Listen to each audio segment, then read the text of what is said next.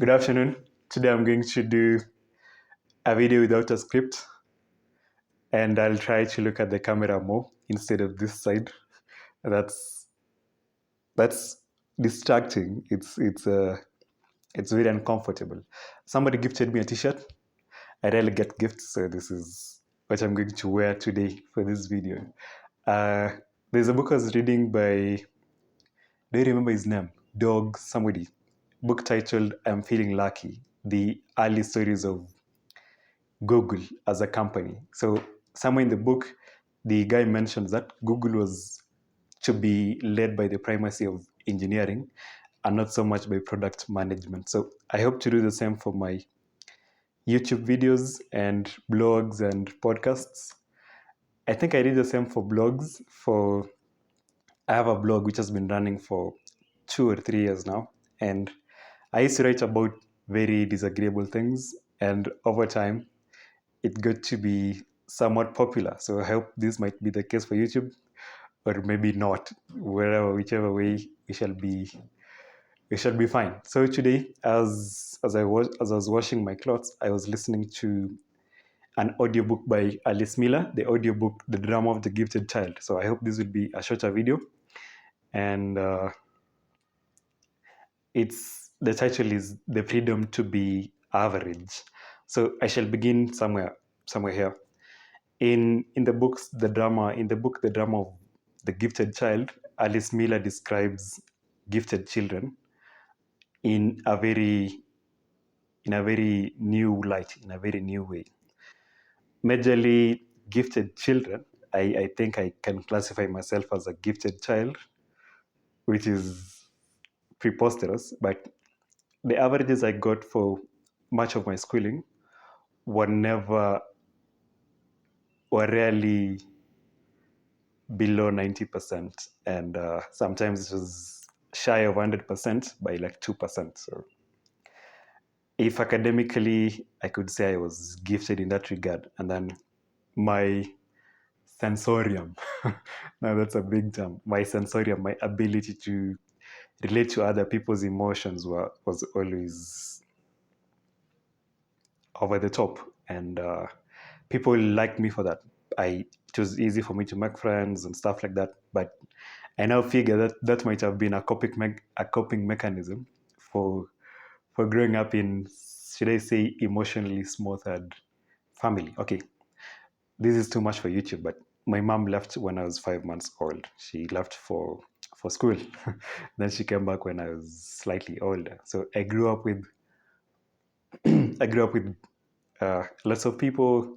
Everybody was trying to raise me up, which I guess was a good thing or a bad thing. And if you grow up with such, should I say, emotional lack, you're going to try to compensate for it by being something classical. There's a book I read when I was a kid. Was I a kid? I was in first year. And it was a book by a lady philosopher. I think I have something for ladies. A lady philosopher, Marie-Louise von Franz. The drama, not the drama, the problem of the puer aeternus. I study Latin, so puer is a boy. Aeternus is eternal. So the problem of the eternal child, or I think the Peter Pan syndrome, I think that's more relatable. So the puer aeternus is someone who is going to do something only if they're sure they're going to zoom past the clouds at. But if they're not going to become exceptional in that, they're going to drop it all together. And for a big part of my life, that was me. Unless I was sure I was going to be really good at something, I would not do it. And I think it now makes sense, the reason why I sabotaged in high school and in med school, partly. In high school, I was like, if I do this, if I pass high school, then I'll go to medical school. And in med school, I was like, if I pass the first year, that means I'll have to continue. So I aborted altogether. But God was gracious, one way or another, I'm still here. And that feels like a lot to say in a video. But we gifted children, or we people who, it's not bad to be gifted. Actually, there's a book by Rollo May. I think we hinted to it in the previous video, where one characteristic one characteristic of we people, especially kids of this time, we don't want to be, we don't want to shine. Shining is a bad thing. We just want to be like everybody else. Like that's, we want to be near the mean, near the median, near the average, so that people are apologetic for having a high-minded scholastic sense, so that attainment is suddenly something to be shunned away from. But I'm taking the other approach of psychoanalysis. Alice Miller was, I think I can say she was a pioneer of a field. She's the first one to move away from Freudian orthodoxy. That's a lot of English. Previously, psychoanalysis was the only way for which people were judged or merited, or you needed to sit inside some lab or some chair with as a psychoanalyst, and then psychoanalyst. They literally judge your experience from their own point of view, and they could actually deny what you're saying as a reaction formation, all those things. If you're familiar with psychology, you're aware of that lingo. And Alice Miller and some other psychotherapists of that time were actually insinuating, or they propounded the idea that you actually don't need a psychoanalyst to have access to your past. You can just do it. You can just sit right now, close your eyes or something, or you can even do it with your eyes open and just access your past just like that. You don't need someone to give you permission to know that my mom left when I was 5 months old. That's an obvious thing. Even my mother knows it. Okay, so, and I was raised up by a lot of people. Most of them are not emotionally healthy. So I don't need authority to peer into that. But then the first time I looked into this, it was so much. It was so heavy. I remember I used to read with my phone, and I'll just fall on my desk. It was in the other room. Just fall on my desk and sleep and pass out, so to speak. I was thinking, oh, so all these things happened to me, and I have to process all that. Now that I look back, I actually did not have to process all that. I just needed some knowledge. I used to hate therapy. I think therapy is overrated. Okay, I'm a doctor, I shouldn't be saying that, but I think it's overrated. People nowadays go to a therapist with the things they were supposed to check to a pastor or to a father or to a parent, for instance. You don't bring spiritual questions to a doctor. We are not supposed to answer that. That's for religious leaders. But again, the death of spirituality in our age is something to be curious about. People think that if they can cast God out of the picture, then they'll be happier or better or something. So you can fornicate as much as you want. You can cheat, and nobody's going to punish you. But for as much as we know, it's impossible for human beings to exist on their own. Without the moon, for instance, life would cease on Earth. We need the moon to survive, okay? So to just say that there's some big bang, then the moon, then the sun, then all these things, it's way beyond madness, okay? But the reason why people believe those things, I think they just want an alternative theory to the creationism, which I guess we'd excuse them. I was an atheist, so there are many reasons to atheism. So I guess atheism is not just like one thing. And I think atheism actually is a worship of reason. It's not the worship of nothing. It's not a belief in nothing. You actually believe in your own self. It's self-confidence in the extreme sense. Okay, so kids who grew up with smothering mothers or something like that, from the book which I read back then, the problem of the puritanism. I noticed there was a problem in how I was raised up. And as any person does, I tried to get my friends to read the books I was reading. And they're like, no, you're not going to do this. And, well, you'll excuse that. I think our pasts are such of difficult to peer into. So if you never wanted to peer into that, like, good for you. Like, it's fine. You're going to replicate the same into your kids, and then the kids into their kids. I think that's good for you, right?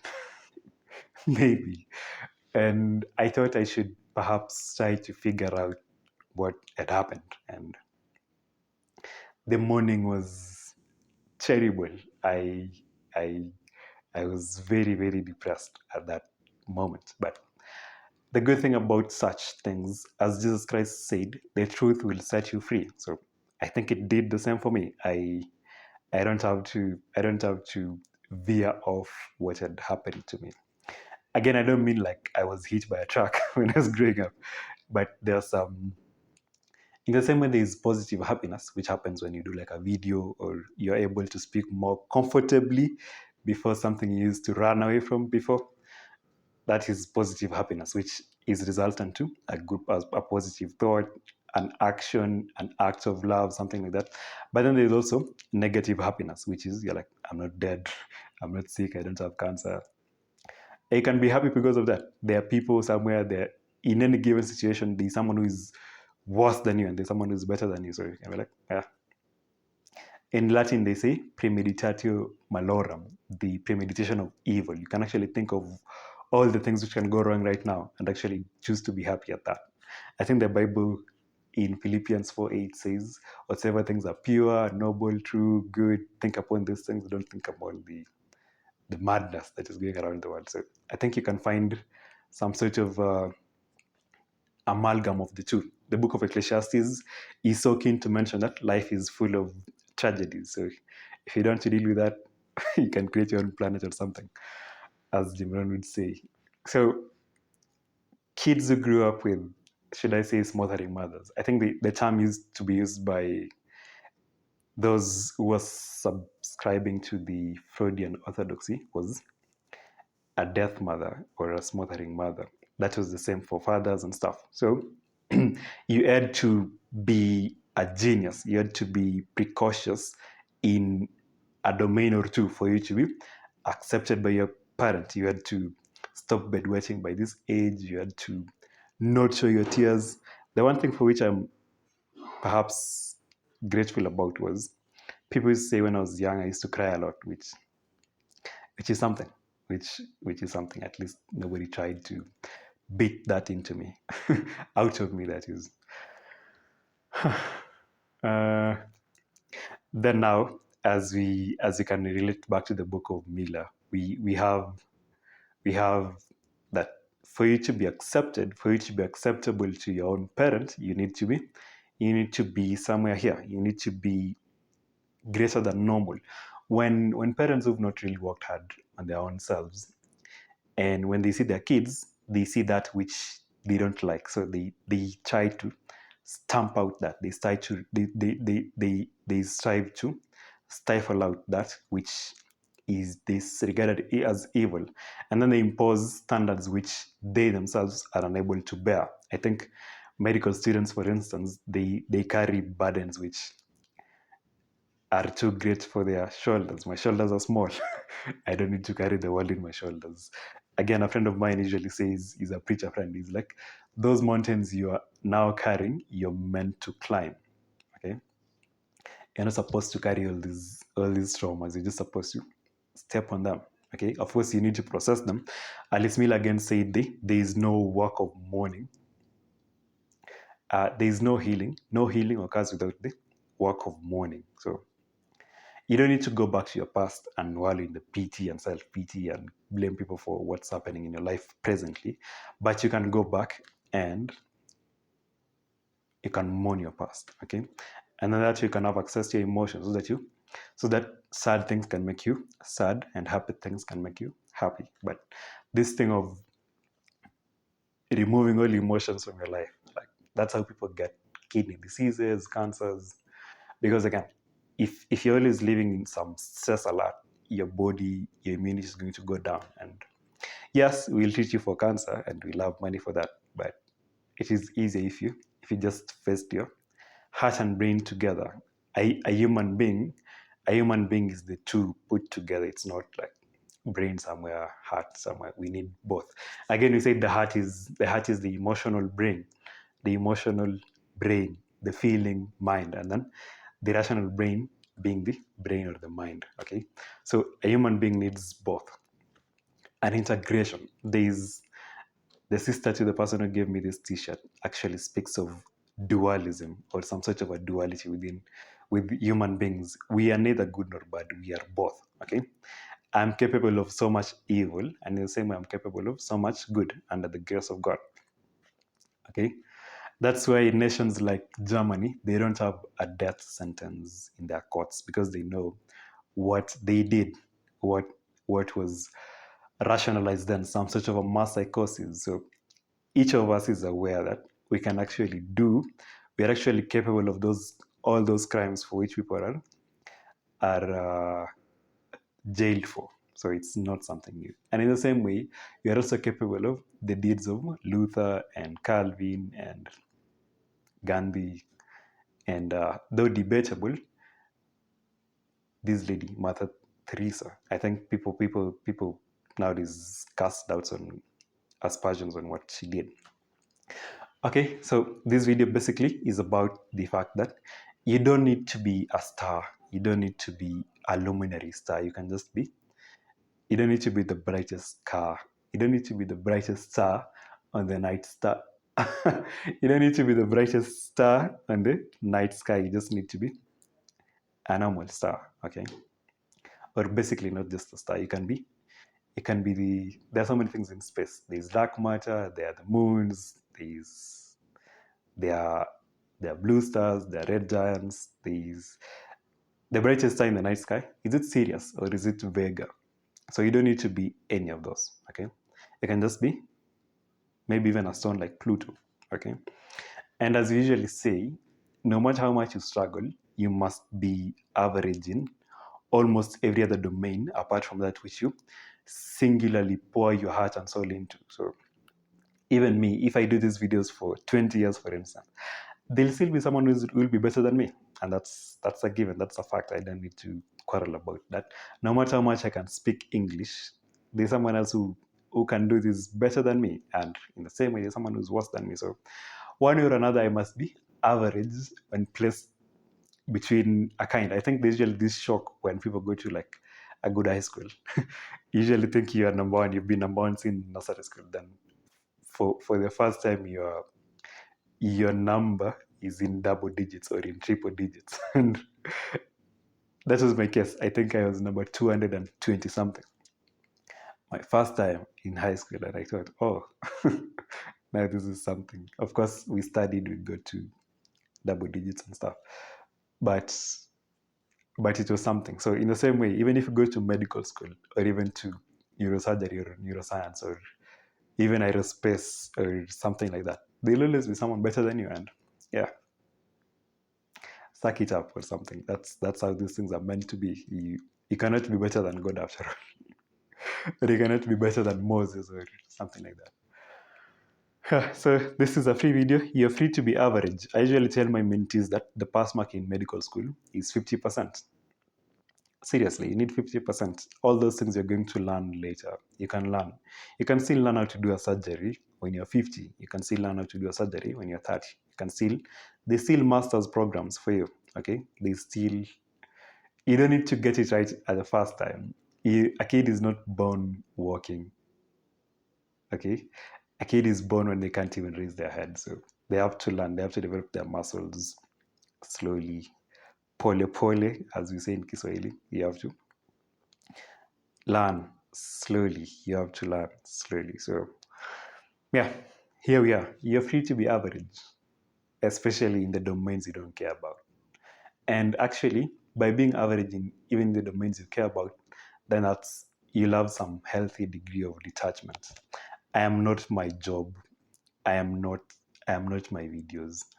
I am not whatever you people think I am. I am that which I am, or that which God says I am. Yeah, so good afternoon.